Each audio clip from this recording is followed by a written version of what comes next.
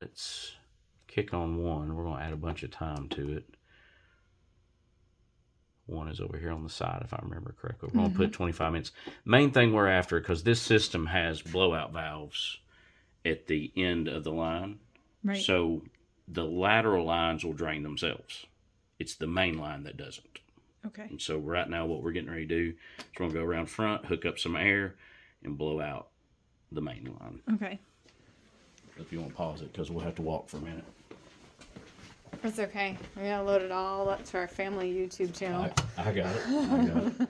And we won't have to come back here, so because it's just going to run for 30 minutes, and it doesn't matter if it kicks off when it kicks off. Okay.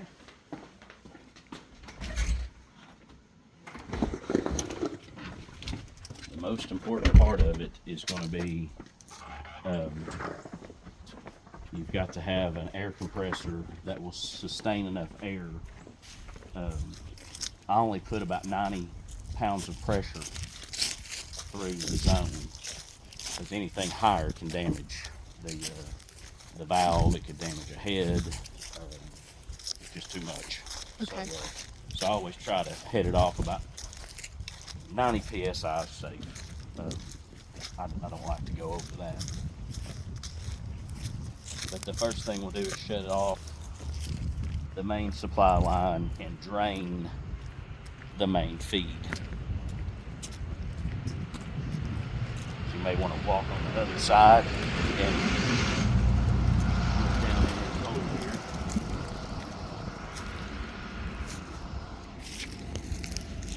So your main supply line is this lever down here, which you're very lucky. It's an easy one to turn. So right there's that. Okay. So that's the first part. Second part of this is you've got a blowout valve right here. And you just turn it perpendicular. Okay. I'm going to take off this piece here, which is just a brass nipple.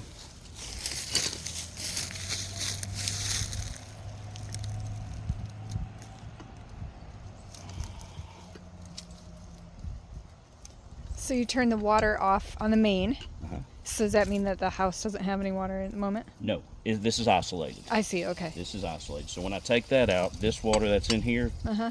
relieves the pressure, and you see it draining right down there. Yep. Okay. But I still, just for, it's what I do. Okay. I'll hook that up, and then you've got a little needle valve there you turn and blow all that out. So at that point, you have no water from here back. So we'll remove our needle valve. Put this guy back on. We're going to leave him loose for right now. We'll tighten him up in a minute. Go take this one off. I always shut this off as well. This does have a separate feed if you rent a large compressor, to where you can screw in right there, but it's unnecessary. This is a much better way to do it, in my opinion. So again, we've just got a snap-on coupling here that'll work with the air hose. You could do this with a smaller compressor, but it would take hours. We'll snap into that. So now we're on the irrigation side. We're no longer on the city side. Mm-hmm. I always just open these because there'll be just a little bit of water in them, typically. And that just, this is your backflow, so that just gets all the water out of your backflow so that that's clean. And then right there where I've got that little, basically the same set as this, we're going to put the air to it, and it should kick on this side.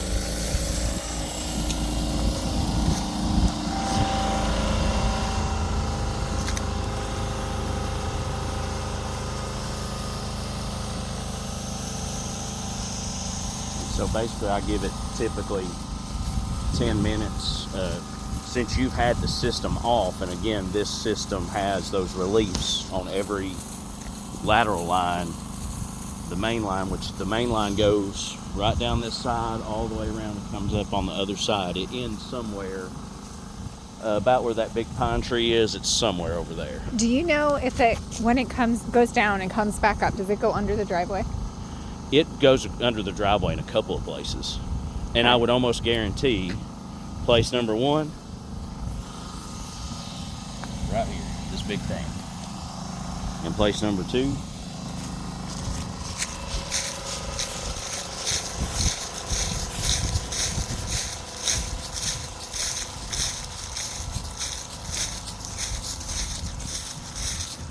I don't know with 100% certainty.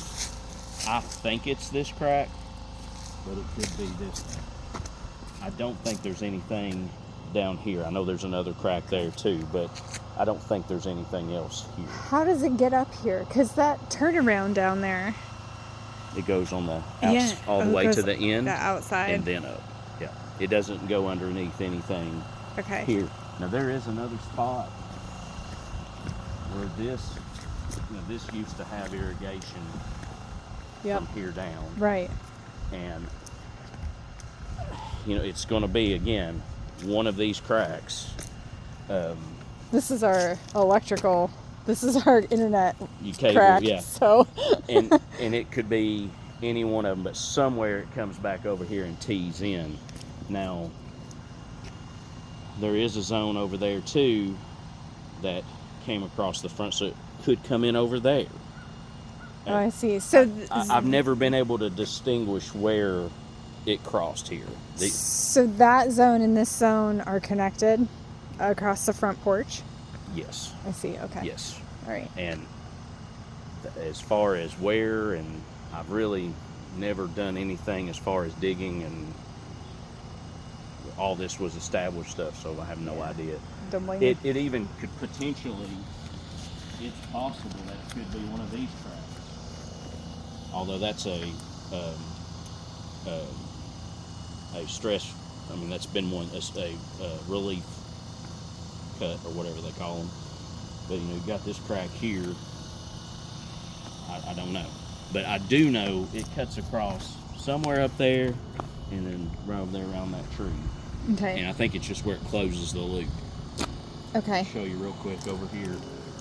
There's probably no more air coming out, or no more water, so it's cleared out your main line. Now, if I was doing another system that didn't have the relief valves like are on this one, where it drains out the I would go through and blow out every single line. But if you didn't have any kind of connectivity to those valves, you couldn't open them up unless you knew where they were and could do it manually. But this way, your main line's clean. The way this system is built, from my understanding and what I've seen, is there's a relief at the end of every head that just bleeds off water. So once that lateral line runs, it just empties itself. Cool. So now that you don't see any water, we know the main line's clear. Yeah. So there's nothing in there that can freeze and damage anything. And I always usually use this one because it's just the biggest zone. Yeah. Due to the rotors, and and it's at the end. And it's at the very end. So that's why I've always liked blowing this one out, but it doesn't matter. We're charging it with air, and in just a second you'll see the air blow back out. It'll hold a pretty good charge.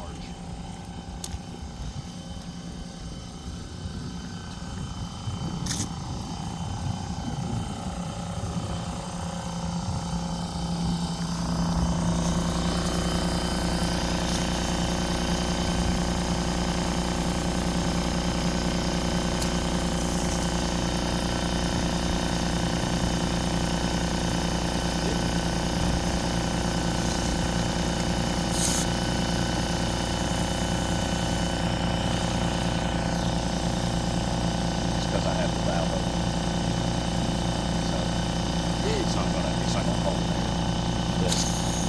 But I mean, you can still feel it coming out, but there's no water coming out, so we know it's clear. So after that, You really don't have to do anything else, but something I strongly recommend.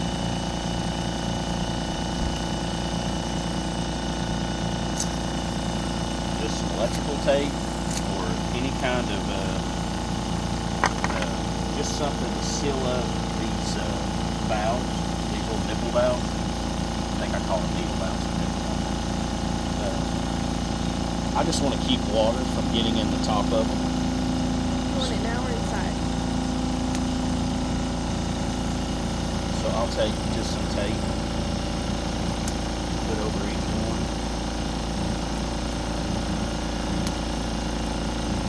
Because if it rains, you get water in there and it could freeze. I've never had it break one, but it's just an extra layer of protection.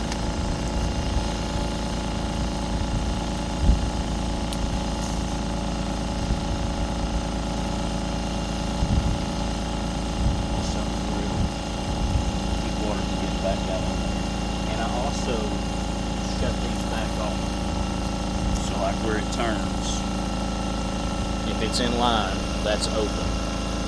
Like that right there is open. This is closed. Okay. So once you blow everything out, you want to make sure they're all in a closed position. Okay.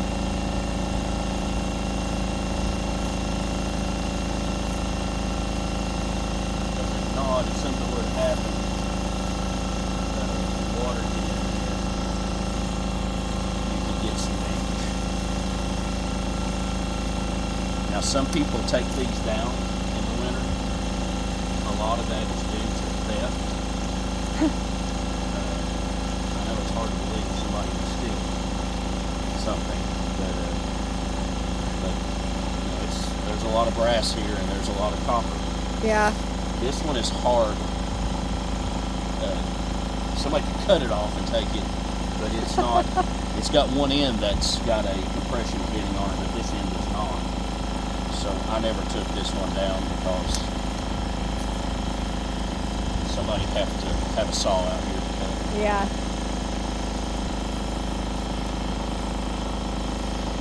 I mean, I've heard about it happening in like Detroit. I had about $7,500 of them stolen about 3 years ago. Oh my gosh. The subdivision that we do the irrigation on, they stole every single house got hit. Huh. And Rivers Run a couple years ago got hit for about 8 or 9. To replace this, you're talking $900. So they're not cheap. Man. So I always leave this open. Because we got the main line shut off, and the little red valve that drains off The this relief? end. I leave it open just if there's any condensation, it would pull back out. Okay.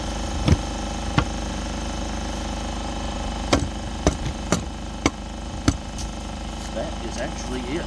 That's not bad. It's not. The thing that's, I guess, the aggravating thing is just having all the pieces to Right. do it. The compression and the Yeah, knee because pad and the. it is, you know, and even just, you know, this guy right here is going to be about 10 or 15 bucks. The brass fitting at 7 or 8. Yeah. You know, you're going to have all this stuff, which isn't much, but when you got to round it up to do all of it. But, you know, if you get a compressor, you might even be able to rent one if you're wanting to do it. I have no idea what they cost. We have a bigger one that we blow out big systems with, but this one for residential, it does pretty good. I mean, you see, maybe 45 minutes. If I had to blow out each individual one, I'd be here for at least an hour. Yeah. But just having to clear the main line, and with those others not being operational, Yeah. couldn't even do it anyway. Yeah. But as long as that main line's clean, I don't think you have any trouble. So Good. you're usually safe on that. Awesome. Got any questions about it? No, it seems pretty straightforward. It is. I mean, it's, and I always leave the clock back in the auto position and let it keep running because it doesn't change anything on its cycle. So those valves keep opening and shutting off just like normal. Whenever I shut a system down and it stays shut down for 3 months, sometimes stuff don't come back on. It just you know, I don't want to break routine. So I would just leave it in the auto position. Okay, we will. But outside of that, you're good. Awesome. Thank Easy you. peasy. Yeah. And I'll be back here Wednesday.